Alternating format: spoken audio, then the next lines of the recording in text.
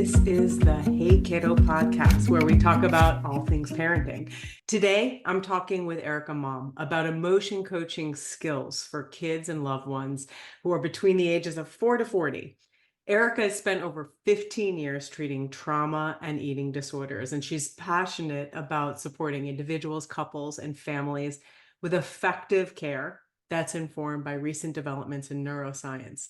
And she is also the founder and director of the Erika Malm Collective. Erika, it's so wonderful to have you on the show today. Thank you for joining us. Nicole, thanks so much for having me. I'm thrilled to be here. So, Erika, I actually had never heard of emotion coaching before for children. I knew about like developing the skills, social emotional skills, but download for us. What is emotion coaching for kiddos and parents? Sure. Well, first of all, Nicole, I hadn't either. So I'll join you in that. It's actually quite new to me. I've only been doing emotion coaching for the past year. But coaching is basically coaching skills for parents to help kids and loved ones to emotionally regulate in the simplest terms. Okay. So take us through like what's a day in the life of emotion coaching? Like what would it look like in practice?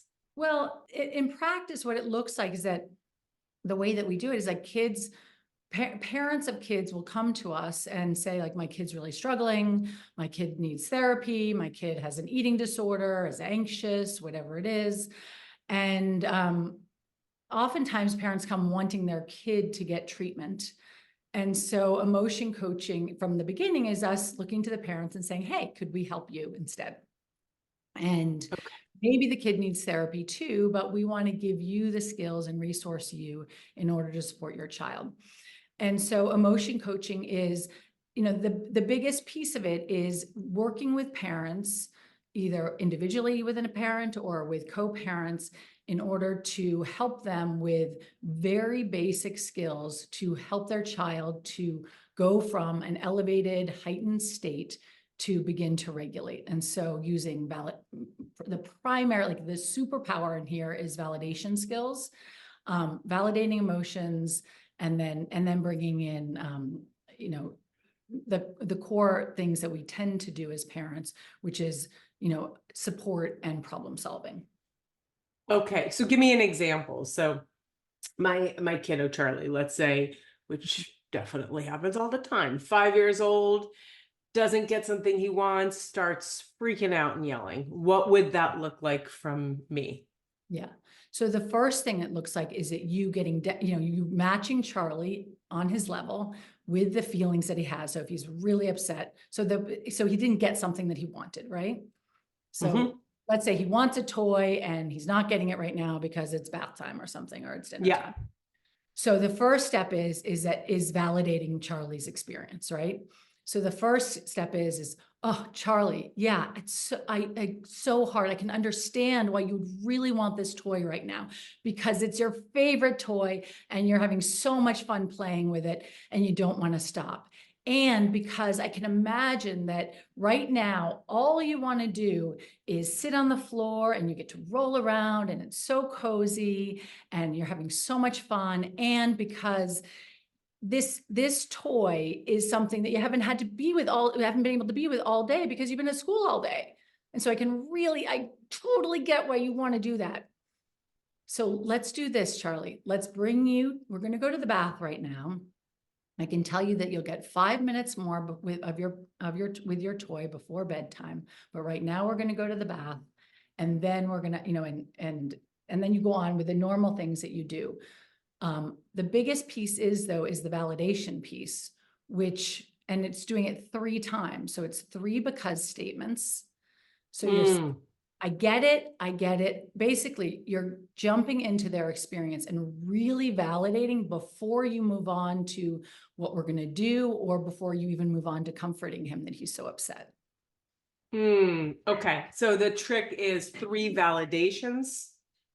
The trick is, and it's 3 times and different. This is the way that we're working right now, which is based in Adele LaFrance's emotion-focused family therapy.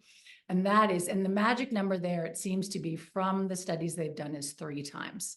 For me, as a parent, like as a therapist, I know to validate like I'm validating all the time, right?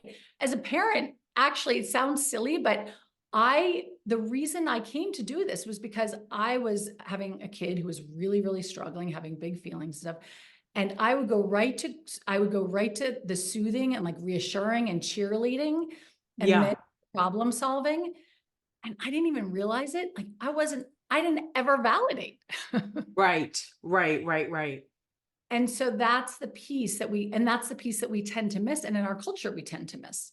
We tend to go right towards like, you got it, you can do it, Right. and Right to go the to, problem solving. yeah, yeah. Mm. Okay. Okay. So validating, stepping back, addressing, oh, this is what you look like, you feel, and it's understandable that you would feel that way. Yes. And you're really like and you're really trying to match, it's sort of like the Harvey Karp, like the happiest toddler. I don't know if that's still in vogue anymore, but when I when don't my know. toddler on the block, I have no idea. Yeah. Yeah. But Yeah. I like, it's like you really meet the emotion with the emotion. So like, I don't know, Mhm. but there's nothing worse to me that I'm really upset and someone's like, oh, I can really see how you'd feel that way. I'm Yeah.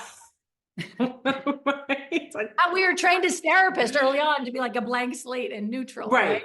And you feel Right. so Right. alone and you feel so terrible, right? So Right. the first piece is the matching of the emotionality, right? And then the second piece is the validating, and you're giving statements. You're saying, I can imagine, or I can understand, or so you're using those statements, and then you're trying things out. And the person can say, the kid can try and be like, I don't feel that way at all, and then you try it again. Oh, and now it's so frustrating because you don't feel that way. I can understand, so you keep on doing it. Right.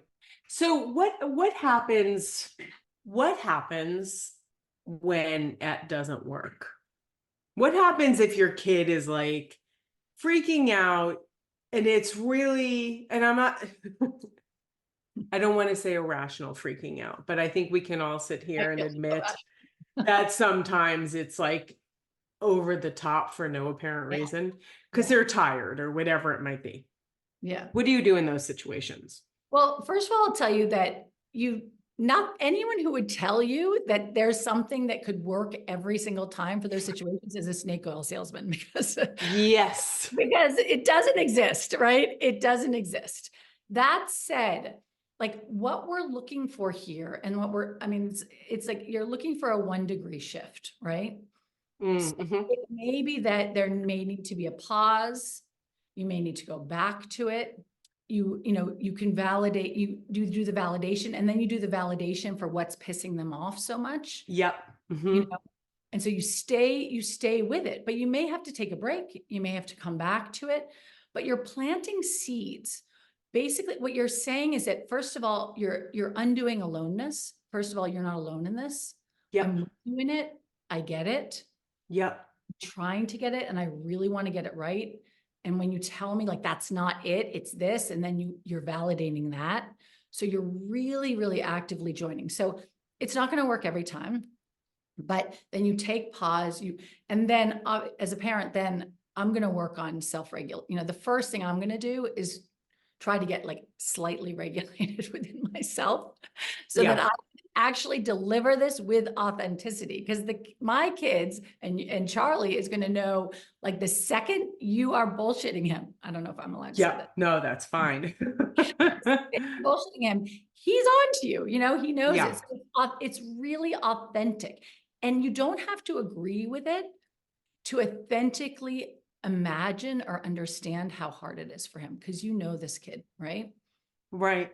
Right. And so it's not going to, look, it's not going to work every time, but you stay with it, you keep at it, and then you can give it some space and go back again and you try it again. All right. So let's back up again. Let's do another example now that I kind of understand the concept. So let's say we are at Target and A favorite. we gotta get, like, again, you accidentally pass that Lego aisle. Didn't mean to, but there it is right in front of you. And the toy is wanted, but it's not going to happen. Okay. Yeah. So Charlie, yeah. Oh gosh, it's so hard. It's so hard to be in the Lego aisle and to really want this toy because you've wanted, because you've wanted this for so long or because it looks so good. And I can really understand why you want that right now. Charlie, I can like this toy it's such a it's got your favorite colors. I can really understand that. You really want this at this moment. And because you haven't gotten a toy in a while. So you want one today. You really want it right now. And because you don't want to have to go to the other aisles and do the shopping with me because you'd much rather stay here and be in this toy aisle right now. I really, really think I get that. Okay. And then you're validating that. You're so mad. Yeah, Charlie, I Okay. can you're so mad right now because you want this so badly, because you feel it in your heart, because you feel it in your body how much you want that. I really, really think I understand that. I can imagine how hard that is for you. You're validating, and then he may still be dysregulated. You do it 3 times, and then you can validate the scream even when you're in Target. Even when you're in Target and people are Yeah. around. Just try to stay with him. Try to stay out of your shame. Like my kid's screaming in Target, right? Yourself, and then you can, even if he's still dysregulated and you've got to move on in that moment, then you can say, we're going to switch to the other aisle now. We're moving on now. I get that I really understand that it's so hard for you. We're going to go do this. We're going to do that. And when we get home tonight, there is that other toy that you really love playing with. And and you'll have a chance to be with that. And he's going to say, nah, whatever. He might. Right. However, to me, the impact has been, and for parents, I mean, it doesn't work every time, and nothing will. And yet that experience of feeling really, really known, authentically known in their Yeah. desire or in their feeling. There's something to it. Yeah. Yeah, there's something powerful to it. There's 2 things that are coming up. I want to actually 3 things that I want to come back to that you said. Actually, one of my very close friends who's an incredible social worker, she always and does this kind of stuff. Also talks about like those moments where you're in Target and there's that freak out about and I love this, taking pictures of all the things that you're excited by. Yeah. And then, yeah, and we have a little folder on the phone with all the pictures that you're excited by, because as birthdays come up or different things come up, that can be the folder we go to. Yes. And that is a great one in the problem solving bank, right? Get to that part, right? It's like, that's such a great piece of it. Let's make sure we capture it for later so that you have it for your birthday. Yes. Absolutely. So with that, there's 2 things you said. You're saying because. Yes. You're saying because, and this is the magic word. Because is the magic word. So what is the word we normally use as parents? When your kid is saying that, even if we're validating, what's the word? But. Yes, exactly. Yeah, we always say but. And what does it say when we say but, or when someone says but to you? What does that mean? Negates the beginning, Right. the first part that you just said. Exactly. Exactly. So that's the word we all use. That's the word that makes all of us feel completely unheard. The because is like, I'm going with instead of against you. Right? I like that. That's the magic word. I like that, because I feel like I'm living in a state of improv class because I'm always forcing myself to say and. So I like having more vocabulary. Okay. And it's like the both and yet the because I like, because, well, first of all, because it seems to work. It seems to be more effective. And the and is it's more, but the because is like it's more connected to the validation. And it's all what we're doing is that with the because statements, because you know your kid and because you really understand how your kid functions and why they want these things and why they're so disappointed. And as a parent, what you're doing is you're building up your because bank. So you can write things down like you're doing with with that idea, like of putting things in taking photos and stuff in the problem solving bank. So in the because bank, you have these statements that you can use, that you can pull from, is because you know Charlie and you have a sense of why he's so upset. And in you giving him the reasons. The other thing we tend to do is we ask why. What's making you so upset? What's making you so angry right now? I mean, in the toy aisle, we get it, but there are other times when we don't know. Yep. As a parent, what we're doing is by giving options, we're helping them to settle, because first of all, when you're asked why, when you're in a state of hyperarousal, it's very hard to answer questions. Very hard. So by giving them, it's almost like a multiple choice, but knowing our kid, we have a pretty good sense of that. So we're giving them some options, is this is why. And then I that's see. their brain to develop. So it's I helping, see. we're trying to develop, can help build the pathway between the prefrontal cortex, the thinking, reasoning part of the brain, with that primitive, part of the brain that's really in like, I need this. Right. Unregulated, like, right. On fire. Yeah. All right. So I love that. And what I'm hearing you say is the because is helping when you're so upset. It is hard to apply logic and thought and organization. So you're helping your child actually, helping them identify what might be going on. Because when you identify what's going on, you can groove better. You can, exactly. And so it's like that heightened state in the amygdala, like in that, that caveman brain, right? It's like that, it's hot. And so when we start to do the because statements, and when we give options for that, it's like water on a fire. It starts to calm down the nervous system. Yep. And it doesn't mean you still aren't going to need breaks or taking pause or things like that. And yet with that, like, because is first. And so it's saying, I've got you, I'm with you. And maybe it's because this, or maybe it's because that. And the inflection is so that we're generous with it. And we're really with them in that validating place. They have the option to say, yes, yes, mom, that makes me so mad. Yes, you're right. Or no, that's not it. And then you're saying, oh, I can imagine maybe it's because of this. Right. And so then they're helping them to build that pathway. And that so they're not going to have to rely, and this is building it towards their adulthood and towards their adolescence. So they're not going to have to rely so much on symptoms or on other people in order to tell them what's right or wrong. And they're going to have greater internal compass. I love that. There's another word I want to bring up that you mentioned, and that's shame. The toy aisle shame, the Target shame, all of the shame that we feel as parents.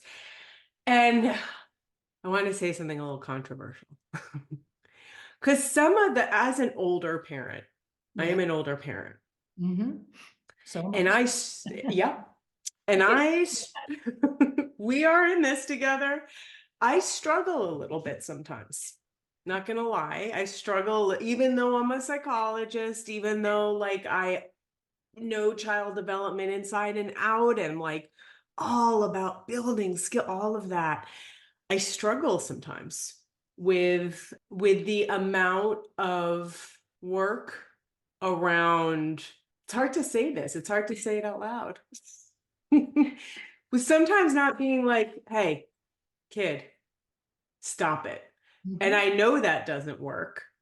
But the shame that I sometimes feel is around really overdoing it on the over communication. And negotiation with my 5-year-old. And I can join you in that. And I actually think what I like about this, and what I actually think you're not negotiating, actually.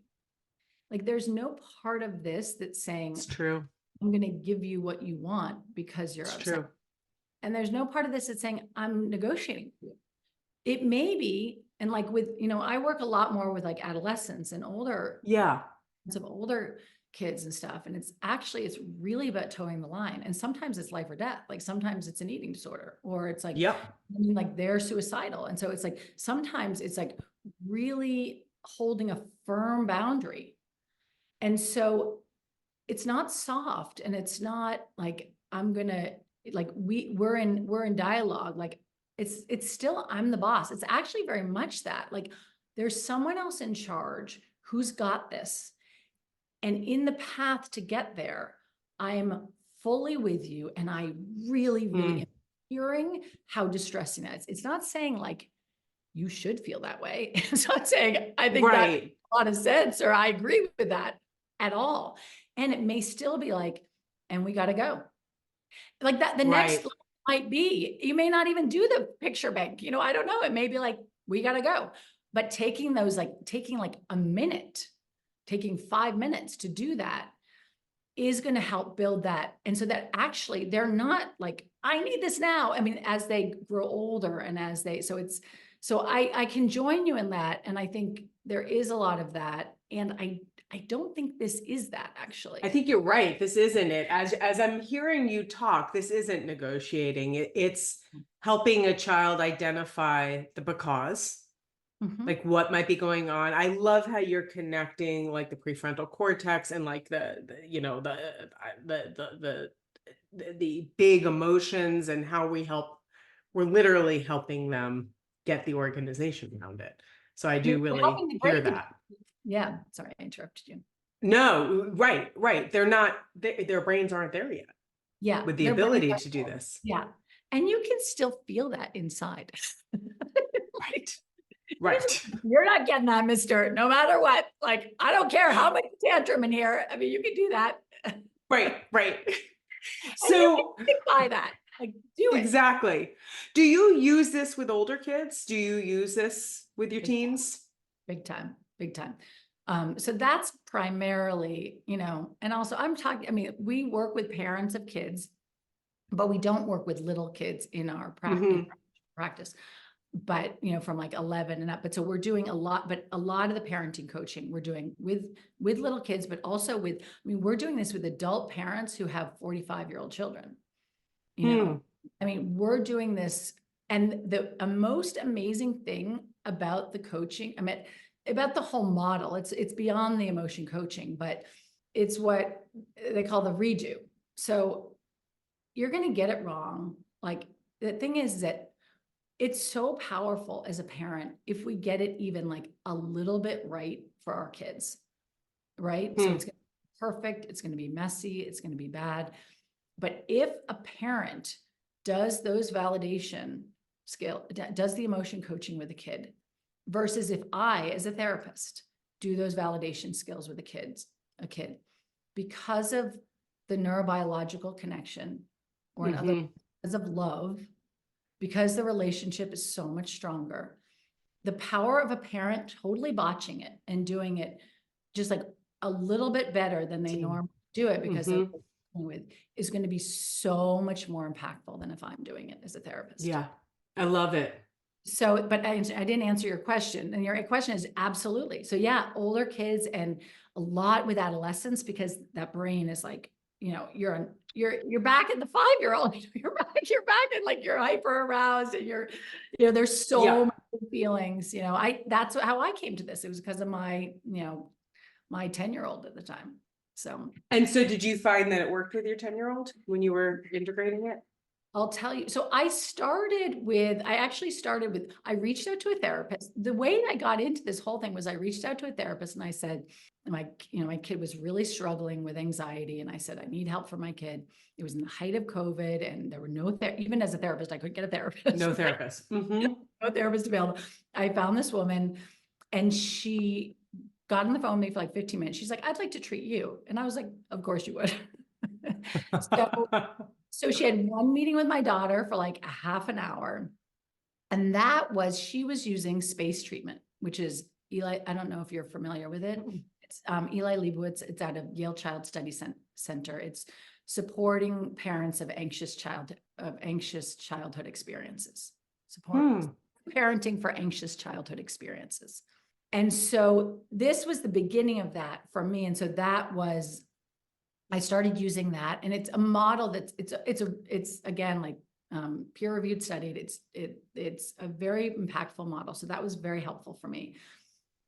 And then I ended up getting trained in emotion focused family therapy, which they're both wonderful interventions. That's the one that uses the 3 because statements. So okay. Emotion coaching. Yep. And so I'll tell you, in terms of my own kids, it was a complete game changer. That's why I got trained in space. I got trained in emotion focused family therapy, because I was like, oh my God, my relationship with my kids completely shifted. And Wow. Oh, and wait, I think I have heard of space. Can you talk about what that is? yeah, that's supportive parenting for anxious childhood experiences.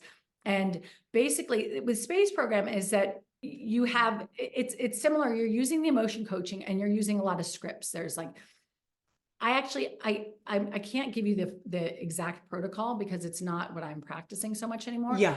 It's similarly, it's using validation skills and similar emotion coaching skills, and then you go into problem solving. But you're also doing things like it's a wonderful thing. Actually, you write your child a letter and you let them know, you validate their experience, you let them know. And this is for kids who are really often who have OCD, anxiety, Yep.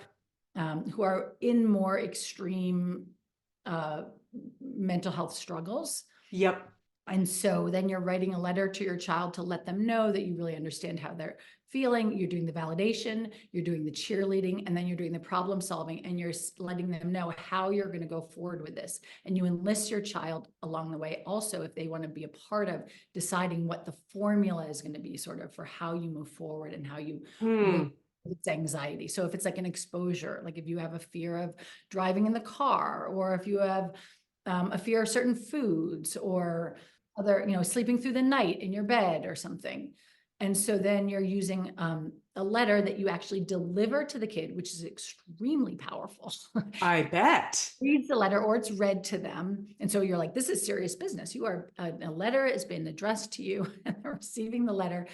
And then you're going over and you get the coaching. I mean, there's a book, and then you could also get coaching from a therapist who's trained in it to be able to support your kid through the changes as you're going through these bullet points that you've agreed to with your kid in terms of how we're going to work Love through that. a specific problem together. It's great. Okay. But you took the emotion coaching piece of it and really have focused in on that because of its success. Yeah, we'll use the scripts and we'll use that protocol for certain kids, but the emotion focused family therapy is really where I've landed because I think, just different. It's the thing that is really continue to work really well for me. It's what I can use in very day-to-day, just sort of day life with the kids. Yeah. Have you ever found that there's certain kids or personalities that it just does not work with? No. I think that, and I mean, I say that for therapy too. There's no one that this stuff doesn't work for. It's just that, either either the provider, like myself, doesn't have enough skills to help the family or help, or that we're not.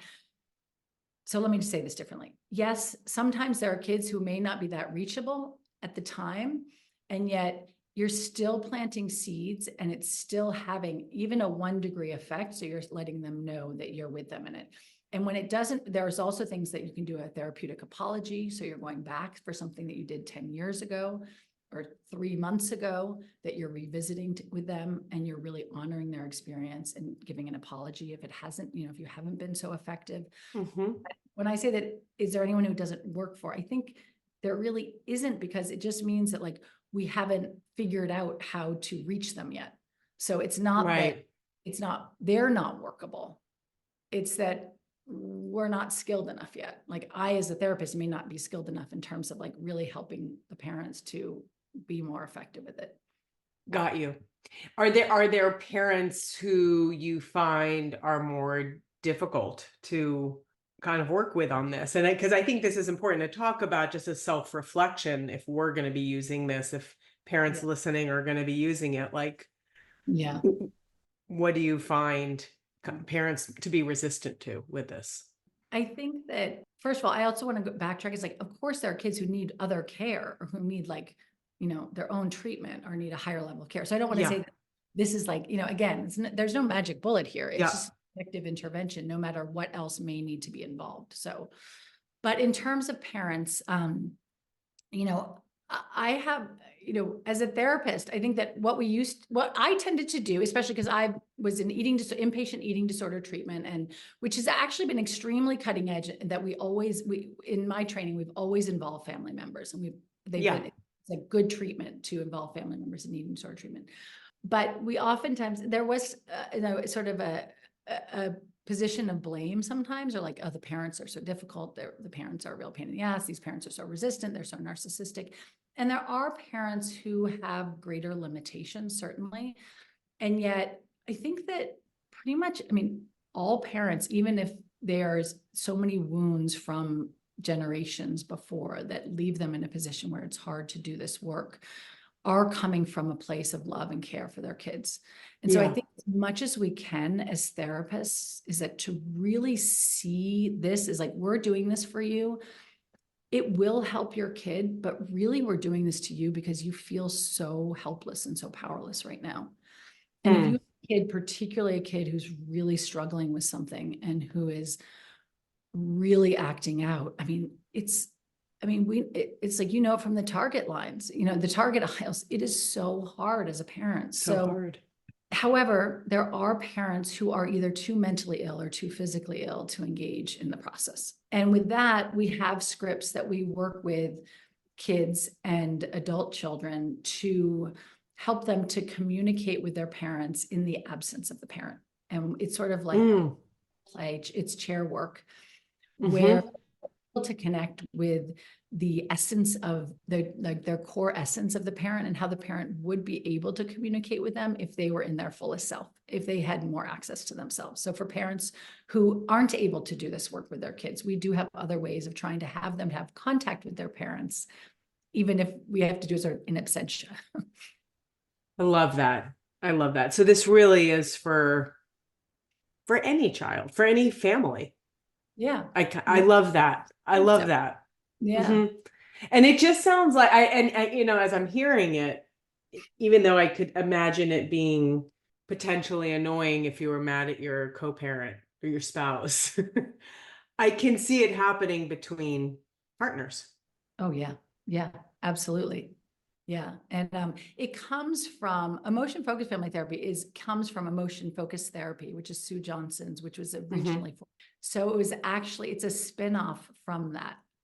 Got you. Yeah, I use it all the time with couples. And so we're doing similar languaging, similar scripts, and similar support with couples. So awesome. I love it. I love it. And I like how you're saying it's, it's just even like a teeny half a degree or 1 degree like that. It's like, it sounds like it's a buildup over time. Yeah. That the change happens over time. The relationship shifts over time. Absolutely. Anything else that listeners should know about it or think about when they're practicing it? Another piece of it is that if there is a parent who is particularly blocked, we have exercise that we can do with the parent to get to know the block that's stopping them. So like what you're saying is that when you asked about the resistant parent, it's oftentimes because like what you're saying, I'm afraid I'm going to spoil my kid, or how can I validate my kid's anger? My kid's angry all the time, Right. And so so there are ways in which we can work with those blocks. And then there's also, as therapists who teach this to parents, we work on our own blocks. So when we're having trouble having compassion for the parent, we have a way of working with ourselves where we can work with our own block to get greater access to our compassion for the parents. And then we can help them have greater access to their compassion for their child. But yeah. So in terms of things to know, there are great resources where people can look at videos and look at ways of doing this that are completely free, and I can give that information to you. But so in terms of doing the emotion coaching, I don't know what else there is to say about it, but just I think the key word is just like the validation is the validation is the key that we tend to forget as individuals. Okay. Yeah, and again, it resonates so much. It makes so much sense. So before I go into like the 5 takeaways that you have and you want people to leave with, is there a specific site that you refer people to for these free resources? Yeah, it's mentalhealthfoundations.ca. It comes out of Canada originally. So it's mentalhealthfoundations.ca. Mentalhealthfoundations.ca. Okay, that's great. And that's where there are tons of videos for parents. It's all free resources. I have nothing to do with it. It's just a great resource that I send parents to. Okay, that's wonderful. So with that, what are the top 5 takeaways that you want listeners to know about this? The top 5 takeaways I want listeners to know is, first of all, validate, validate, validate. Remember to validate. It's the most important things for developing your kid's brain. When we validate, we're helping our kids to be able to learn how to self-regulate so that they don't have to turn to symptoms or substances or to other people for validation. They're able to be able to self-regulate. When you're having trouble validating, take pause, take a break. And validation is not the same thing as accommodating. I think that's an important one. I think that's maybe 4, but yeah, I think that's good. Those are good 4. And I think the thing that I'm taking away with this is that it's not accommodation. It's not negotiation. It's actually helping your child's nervous system. Exactly. Bingo. And you're helping them organize in times of dysregulation. Yes. And it's okay to do it imperfectly. It's okay to do it wrong. A little bit goes a long way, and we're looking for just a 1-degree shift. Definitely going to be trying this. And definitely will do it wrong at first. As I do too. Yep. Absolutely. Erika, this is wonderful. Thank you so much for teaching us about this. This is like I'm super excited about this. And I am personally a fan of simple, basic, easy things that don't just apply to parenting, but apply to our lives as human beings, being human to one another. So I'm a huge fan of this. Great. Well, thank you. You're so welcome. Thank you. Take care. Thanks for listening to Hey Kiddo. If you like what you hear, give us a review wherever you get your podcasts.